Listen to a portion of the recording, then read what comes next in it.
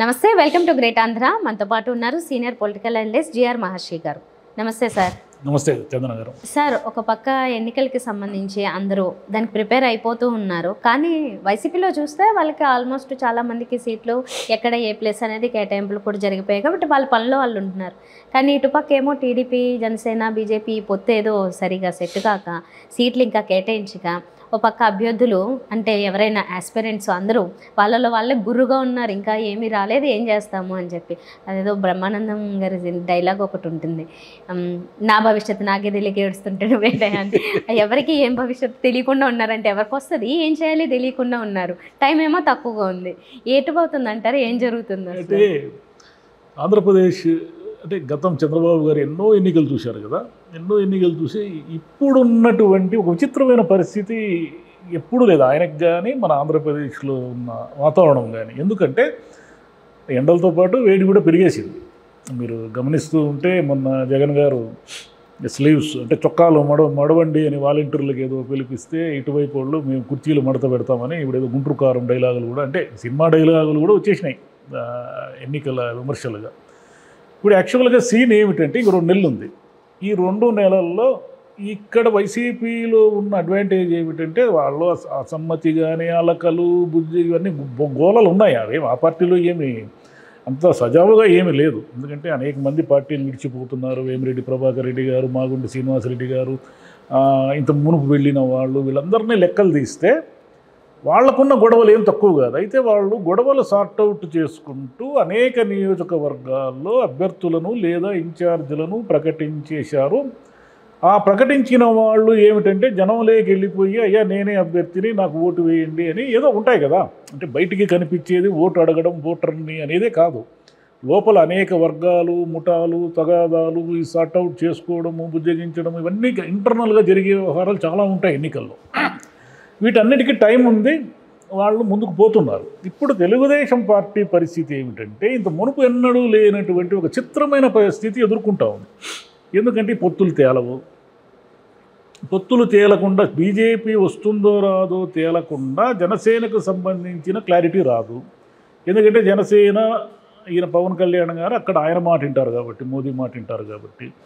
కాబట్టి బీజేపీ జనసేన కలిసి ఒక 60-70 సీట్లు అడుగుతుండడమే వాస్తవం అయితే, ఒక 10 వరకు లోక్సభ అడుగుతుండడమే వాస్తవం అయితే, ఇవన్నీ ఎలా సర్దాలి, ఏం చేయాలి? ఆయన దగ్గర ఒక ఉపాయం ఉంది చంద్రబాబు గారి దగ్గర.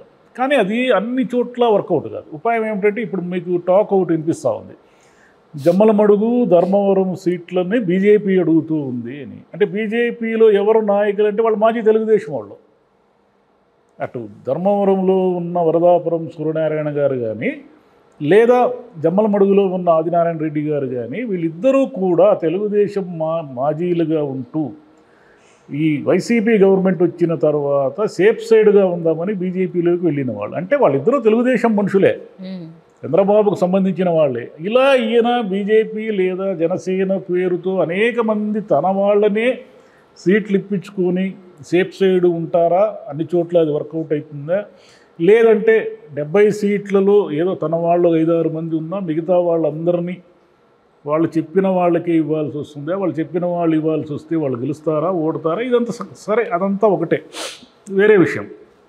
ఇప్పుడు ప్రాబ్లం ఏడొచ్చిందంటే తెలుగుదేశం అభ్యర్థులు అంటే తెలుగుదేశాన్ని టికెట్ కోరుకుంటున్న వాళ్ళు వీళ్లకున్న సమస్య ఏమిటంటే ముందుకు వెళ్ళాలి, జనంలోకి వెళ్ళాలి. జనంలోకి వెళ్ళాలి అంటే ఈయనేమో తేల్చడు. ఈయన తేల్చకపోవడం వల్ల ఏమిటంటే ముందు జనంలోకి వెళ్ళడము అంటే ఏమిటంటే అర్థము డబ్బులు ఖర్చు పెడుతూ వెళ్ళడమే. డబ్బు ఏదో ఎన్నికల కమిషన్ వాళ్ళు ఇంతే ఖర్చు పెట్టాలి ఇవన్నీ ఉంటాయి కానీ నిబంధనలు మనకు వాస్తవంగా తెలుస్తున్న మనం అంటే చట్టం ఒప్పుకున్నా ఒప్పుకోకపోయినా రాజ్యాంగబద్ధం అయినా కాకపోయినా ఈరోజు యాజ్ ఆన్ టుడే ఆంధ్రప్రదేశ్ ఎన్నికలు చాలా ఖరీదైన ఎన్నికలుగా జరగబోతున్నాయి. 2024 ఎన్నికలు అంటే ఈ సంవత్సరం వచ్చే ఎన్నికలు. ఎందుకు అంటే అర్బన్ లేక్ వచ్చేసరికి ఒక్కొక్క అభ్యర్థి 50 నుంచి 70 కోట్ల రూపాయలు ఖర్చు పెట్టాల్సిన పరిస్థితి ఉంది. అదే రూరల్ లేక్ వస్తే 20 నుంచి 40 కోట్ల రూపాయల డబ్బులు ఖర్చు పెట్టే పరిస్థితి ఉంది. ఇప్పుడు వీళ్ళు వైసీపీ వాళ్ళు ఏమిటంటే వాళ్ళకి ఊపిరి పీల్చుకునే టైం ఉంది. డబ్బులు సమకూర్చుకోవడం కానీ ఏం చేయాలి, ఎలా చేయాలి, పార్టీ ఇస్తుందా లేక మనం ఏం పెట్టుకోవాలా, ఈ క్లారిటీస్ అన్నీ ఒకటి క్లియర్ అవుతున్నాయి. తెలుగుదేశం వాళ్ళ పరిస్థితి ఏమి, తాము అభ్యర్థి అవునో కాదో తెలియకుండా ఎలా ముందుకు పోవాలి, జనంలోకి వెళ్ళాలి, ఎలా ఖర్చు పెట్టాలి, అసలు ఏమిటి స్ట్రాటజీస్ ఏమిటి అంటే 60 నుంచి 70 సీట్లు కనుక బీజేపీ అలయన్స్కు వెళితే ఏ సీట్లు వెళతాయి, ఏ సీట్లను త్యాగం చేయాల్సి ఉంటుంది. మనం ఇప్పుడే ముందుకు దూసుకెళ్ళి తొందరపడి జనంలోకి వెళ్ళి డబ్బులు ఖర్చు పెట్టుకోవడం స్టార్ట్ చేస్తే తీరా ఎన్నికల నోటిఫికేషన్ వచ్చిన తర్వాత చంద్రబాబు గారు అయ్యా మీరు ఈ టికెట్ త్యాగం చేయాల్సి ఉంటుంది, మీది కాదు, అర్థం చేసుకోండి, మేము జనసేన అలయన్స్కి ఇచ్చేసాను ఈ టికెట్ అన్నాడు అనుకోండి, అప్పుడు ఏమిటి వాళ్ళ పరిస్థితి. కాబట్టి వాళ్ళు విపరీతమైన కన్ఫ్యూజన్లో ఉండి ఇంటర్నల్గా చంద్రబాబుని తిట్టుకుంటున్నారు. బీజేపీ కావాలనే లేట్ చేసి జనసేనకి ఇచ్చిన తర్వాత ఊరికే చిన్న చిన్న తలనొప్పులు తేయడానికే లేట్ చేస్తుంది అనుకోవచ్చు. బీజేపీకి పోయింది ఏముంది, బీజేపీ ఏం చేసినా ఎలా ఆడినా గేము మొత్తము లాభం దిశలో ఉంది. బీజేపీ పెట్టుబడి ఏమీ లేకుండా ఒక మనిషి వ్యాపారం చేశాడు అనుకోండి, ఒక మనిషితో పార్ట్నర్షిప్ కలిశాడు, ఆ పార్ట్నర్షిప్ అతను పెట్టుబడి పెట్టాడు, నేను పెట్టుబడి పెట్టలేదు, నాకు ఆ వ్యాపారంలో వచ్చే ప్రతి పైసా కూడా ఆదాయం కిందే లెక్క కదా. బీజేపీ జీరో బేస్డ్గా ఉన్నటువంటి పార్టీ, ఇండిపెండెంట్ కంటే సొంతంగా పోటీ చేస్తే ఒక్క సీటు కూడా గెలుస్తుంది అనే అనుమానం ఉన్న పార్టీ ఈరోజు అలయన్స్ లేకొస్తే ఒక 20 సీట్లు అడుగుతుంది. 20 సీట్లు ఒక 3-4 లోక్సభ సీట్లు అడిగింది అనుకోండి, ఈ మొత్తంలో ఎన్ని గెలిచినా ఆదాయమే కదా. ఎన్ని సీట్లు వచ్చినా ప్లస్సే కానీ మైనస్ ఏముంది. ఈ అలయన్స్ కుదిరినా కుదరకపోయినా బీజేపీకి వచ్చే నష్టం ఏమి లేదు. ఎందుకంటే ఆంధ్రప్రదేశ్లో గెలిచే ఈ పార్టీ అయినా ఆ పార్టీ అయినా తమకు మద్దతు ఇస్తుంది, ఇచ్చి తీరాల్సిందే అనే విషయం క్లారిటీ ఉంది బీజేపీకి. కాబట్టి అది కూల్గా బీజేపీ నాయకులు ఏమిటంటే, ఒకప్పుడు చంద్రబాబు వీళ్ళని ఆడిచ్చాడు కదా. అంటే మనము అన్ని విధాన నిర్ణయాలు రాజకీయ ఆలోచనల ప్రకారమే పాలిటిక్స్ ఉండవు, రకరకాల ఇగోల ఆధారంగా ఉంటాయి. చంద్రబాబు ఒకప్పుడు ఏం చేశాడు, మోదీని అమిత్ షాని జైల్లో పెట్టాలా అన్నాడు. పూర్వం మీకు గుజరాత్ అల్లర్ల నాటి టైంలో మోదీని తిట్టుకుండా తిట్టాడు చంద్రబాబు. మోదీ అంత తోడు ఒక సందర్భంలో ఏదో కలవడానికి వస్తే ఈయన అపాయింట్మెంట్ కూడా దొరకని పరిస్థితి ఉండిందని ఈ మధ్య ఇక్కడ పేపర్లో వచ్చింది. ఇవన్నీ ఆయన మనసులో ఉంటాయి కదా. ఇన్ని జరిగిన తర్వాత కూడా వాళ్ళు అలయన్స్ పెట్టుకున్నారు. జగన్ గెలిచే పరిస్థితి లేదు, ఈ చంద్రబాబుకే ఉంది అని 2014లోనే పెట్టుకున్నప్పుడు వీళ్ళు గెలిచారు. బీజేపీ తరఫున ఎవరో ఒక మంత్రి కూడా ఉన్నారు. ఇవన్నీ అయిన తర్వాత ఈయన 5 ఏళ్ళు కూల్గా ఉండి ఎవరో ఏదో సర్వేల ఆధారంగా బీజేపీ గ్రాఫ్ పడిపోతుంది అనే రిపోర్ట్లు నమ్మేసి బీజేపీతో వైరం పెట్టుకున్నాడు. అంటే ఈయన ఎప్పుడైనా సరే మనకు అపనమ్మకంగా ఉండగలడు అనే ఒక మైండ్ సెట్ ఉంది వాళ్ళకి లోపల. ఈయన ఎలా అవసరం కొద్దీ రాజకీయం ఆడుతున్నాడు, వాళ్ళు అవసరం కొద్దీ రాజకీయం ఆడుతున్నారు. కాబట్టి వాళ్ళు ఏమిటంటే, కానీ ఇప్పుడు వెయిట్ చేయని ఏం నష్టం. సరే బేరసారాలాడి చివరికి ఓకే అంటదా నో అంటదా మళ్ళీ ఏది బీజేపీ వాళ్ళ ఇష్టం అది. అంటే వాళ్ళకి ఇప్పుడు నో అని చెప్పే అవసరం కూడా లేదు. వీళ్ళంతటి వాళ్ళ అలయన్స్లోకి వస్తేనే వాళ్ళకి ఎంతో కొంత లాభం. అంటే రేపు ఒకవేళ గవర్నమెంట్ కనుక అలయన్స్ గవర్నమెంట్ వస్తే ఖచ్చితంగా వాళ్ళకి ఎంతో ప్రాతినిధ్యం అడుగుతారు. వాళ్ళు ఎన్నో కొన్ని సీట్లు, అంటే నిలబడిన ప్రతి సీటు గెలుస్తారా అనేది కాదు, కానీ ఎన్నో కొన్ని సీట్లు అయితే అలయన్స్లో గెలిచే అవకాశం ఉంది. జనసేన, బీజేపీ, తెలుగుదేశం అనేది అంటే ఏమీ గెలవలేదు అనుకోండి, ఏం మనకు పోయింది ఏముండదు. సార్ వైసీపీ గెలిచింది అనుకుందాం సార్, ఇప్పటివరకు ఏదో అంటే అనుకుంటూ ఉన్నట్లుగా బీజేపీ వైసీపీ కొంచెం ఎప్పుడు సామరస్యంగానే ఉంటాయని, మరి ఇప్పుడు ఇక్కడ బీజేపీ టీడీపీకి ఇస్తే తర్వాత వైసీపీ నుంచి ఎలా ఉంటుంది? ఫ్రెండ్షిప్ ఉంటుంది, అదంతే. రేపు వైసీపీ గెలిస్తే వైసీపీ వాళ్ళైనా బీజేపీకి మద్దతు ఇస్తారే తప్ప, లేదు మీరు మాకు ఎగనెస్ట్గా పోటీ చేశారు కాబట్టి అలయన్స్లోకి వెళ్ళారు కాబట్టి మిమ్మల్ని మేము నమ్మము అని కాంగ్రెస్కి అయితే జగన్ గారు మద్దతు ఇవ్వరు కదా.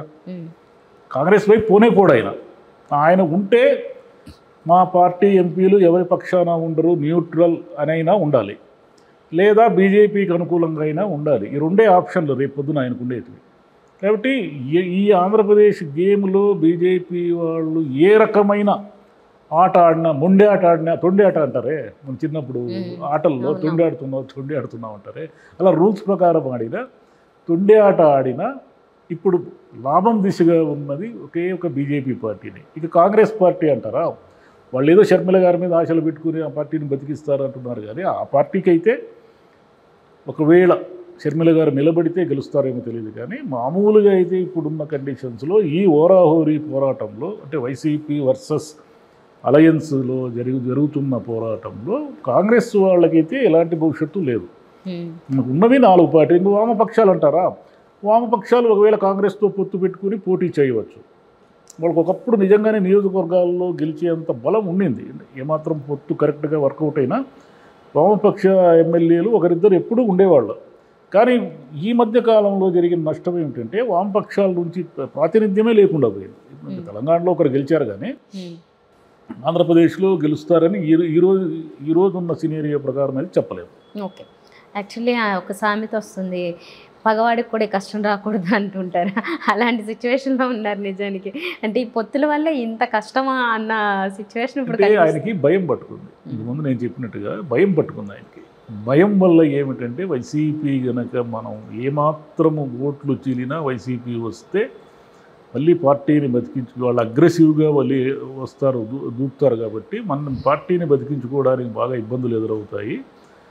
ఏమైనా సరే అట్ వాట్ కాస్ట్ జగన్ని ఓడిస్తే తప్ప మనకు మనుగడ లేదు అనే ఒక స్థిర నిర్ణయంతో చంద్రబాబు గారు ఉండడం వల్ల ఇన్ని తికమకలు జరుగుతున్నాయి. బీజేపీతో ఆయన ముందు నుంచి తన అనుకూల వైఖరి కనుక ఉంటే వాళ్ళు ఎలా రియాక్ట్ అయ్యేవాళ్ళో తెలియదు. కానీ వాళ్ళు ఇప్పుడు ఆచితూచి వీళ్ళని అలా గేటు ఇంటి ముందర కొంతకాలం గేటు బయట నిలబెట్టారు. తర్వాత మెల్లిగా లోపల తలుపు దిగి ఇప్పుడు తలుపు వరకు తెచ్చుకున్నారు. తలుపు నుంచి ఇంటి లోపలికి రానిస్తారా రానివ్వరా అనేది తెలియదు. నిజానికి వాళ్ళకు అవసరం అలయన్స్ అనేది. జీరోలో ఉన్నటువంటి వాళ్ళకి కదా అవసరం. చంద్రబాబు ఇంటికి వాళ్ళు వచ్చి అయ్యా నీకు దండం పెడతాను, అలయన్స్లో ఉందాము, మాకు కొన్ని లోక్సభ సీట్లు ఇవ్వు, మేము కొన్ని అసెంబ్లీ తీసుకుంటాము అని అడగాల్సిన పరిస్థితి నుంచి ఈయనే వెళ్ళి అడిగే పరిస్థితి ఎందుకు వచ్చిందంటే ఈయన వ్యూహం పేరుతో ఎప్పటికప్పుడు తికమక నిర్ణయాలు తీసుకొని ఒక కాన్ఫిడెన్స్ని ఉంచుకోవడం అన్నమాట. అంటే ఓహో బాబుని మనం గట్టిగా నమ్మొచ్చు, అంటే రాజకీయాల్లో నమ్మకాలు అపనమ్మకాలు ఏమి లేవనుకోండి. కానీ ఈయన ఏమిటంటే ఇంకొక స్టెప్ ఎక్కువ, అవసరం కొద్దే రాజకీయం నడుస్తుంది అనుకునే మనస్తత్వం వల్ల ఆయన వీక్ అయినప్పుడు అందరూ కూడా గట్టిగా ఆడుకోవడానికి సిద్ధంగా ఉన్నారు. అది ప్రాబ్లం. ఓకే, సరే సార్, ఇంకా ఎక్కువ వారాలు అయితే టైం లేదు. మరి నెమ్మదిగా ఏమన్నా కొంచెం క్లియర్ చేసుకుంటూ వెళ్ళిపోతారేమో చూద్దాం. Thank you sir. Thank you అమ్మా.